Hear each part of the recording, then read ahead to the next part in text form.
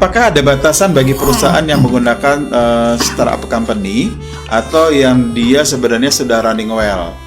Bila dilihat dari HR ya, karena saya lihat banyak sekali startup company tapi memberikan CNB ke beberapa karyawan sedemikian hingga lebih dari 20 juta. Saya nggak tahu Pak Denny cukup paham nggak dengan pertanyaannya? Kayak ini maksudnya ini nih, mungkin maksudnya ada batasan nggak bagi startup company untuk masalah CNB-nya? Kompensasinya, iya sih. Masalah kompensasinya itu. Apa bisa? Karena kalau dia ngelihat, si penanya ini melihat banyak sekali startup company ngasih CNB-nya itu compensation and benefit-nya, salary-nya itu ada yang sampai 20 juta bahkan lebih dan sebagainya. Padahal itu perusahaan statusnya startup dan sebagainya. Baik, saya jawab dulu sedikit tentang ini. Aturan mengenai compensation and benefit itu setiap perusahaan punya aturan sendiri, itu hal pertama. Ya. Jadi tidak ada ketentuan bakunya. Terserah kepada perusahaan dia mampunya berapa memberikan. Ada beberapa perusahaan yang merekrut karyawan yang baru lulus S2, nggak punya pengalaman ya, dia sekolah terus sampai S2, memang dari luar negeri sih. Begitu pulang ke Indonesia tiba-tiba langsung jadi manajer, bayaran 25 juta, 30 juta. Ya kalau perusahaannya setuju ya silakan aja. Apakah dia akan ada hasil kerjanya atau enggak? Ya itu nanti kan yang mereview perusahaan sendiri. Kalau setelah itu berapa bulan atau berapa tahun perusahaan merasa rugi, ya salah sendiri kenapa dia ngerekrutnya kemahalan, ibaratnya gitulah ya. Pengalamannya belum ada, ya memang kebetulan kuliahnya di luar negeri.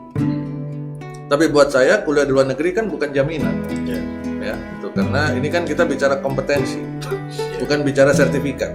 Kalau ngomongin sertifikat ya nanti kita pada berbondong-bondong bayar ke Harvard, bayar doang. Tanpa kuliah. Tanpa kuliah. Ada yang kemarin di media terus lagi ada dicantumkan di CV atau portfolionya. Oke. Ya gitu deh. Oke, sudah bisa jadi ini ya. Startup company kan memang punya kemampuan berbeda. Ya, tapi yang menarik Pak Yunus di startup company sekarang dalam era digital ini yang perusahaan berlatar belakang digital, mereka memang bisa jadi startup statusnya. Masih jauh dari BEP. Tetapi mereka punya modal yang sangat besar. Karena mereka mengandalkan tadi investor-investor yang masuk menanamkan modalnya di sana. Dan memang tujuan mereka di awal adalah kalau istilahnya di lapangan itu sering disebut bakar uang. Jor-joran. Bayar gaji karyawan mahal dan sebagainya. Saya pernah berada di sebuah perusahaan digital. Kebetulan CEO-nya itu orang Belanda. Kemudian si Belanda ini sempat ngobrol sama saya dan saya sempat menanyakan hal seperti ini. Kita punya marketing manager. Marketing manager ini saya lihat CV-nya, saya pelajari. Dia nggak punya pengalaman kerja. Tapi kuliahnya S2 international marketing apa segala macam lah.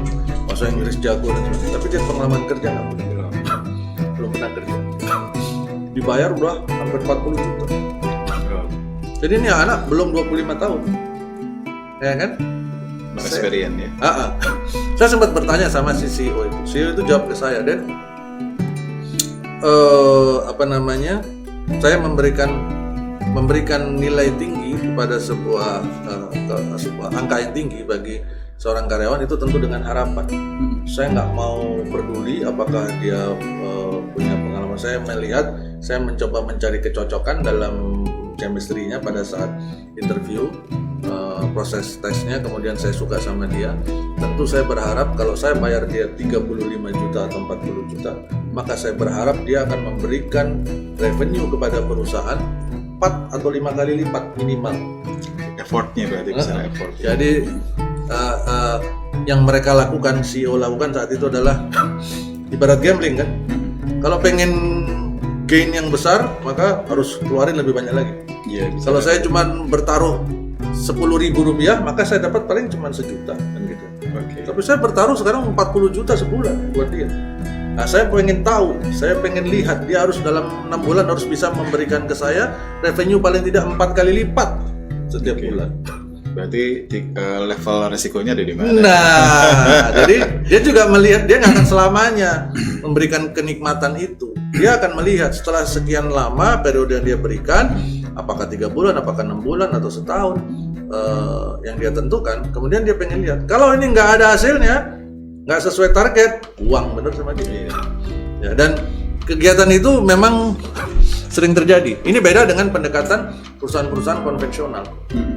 Yang zaman dulu, yuk kita sama-sama berangkat dari bawah, kan begitu tuh. Awal gak digaji dulu, kasih makan gratis, nanti tambah lagi duit transport, tambah lagi ini. Itu perusahaan konvensional zaman dulu. Zamannya, ya zamannya bapak-bapak, kakek-kakek kita, ya kan. Akhirnya setelah berkembang sekarang jadi besar, baru mereka semua baru jadi manajer semua kan gitu. Itu berarti zaman-zaman baby boomers ya, para ini ya. Ya, itu. Jadi begitulah kurang lebih, sehingga ketentuan yang nggak ada. Bahkan dalam perundangan juga itu dibebaskan. Yang perundangan lakukan hanya memberikan batas minimum, contoh upah minimum, perhitungan lembur dan sebagainya. Itu minimum. Jadi tidak bicara masalah batas atas, tapi bicara nggak ada, batas bicaranya bawah. batas bawah.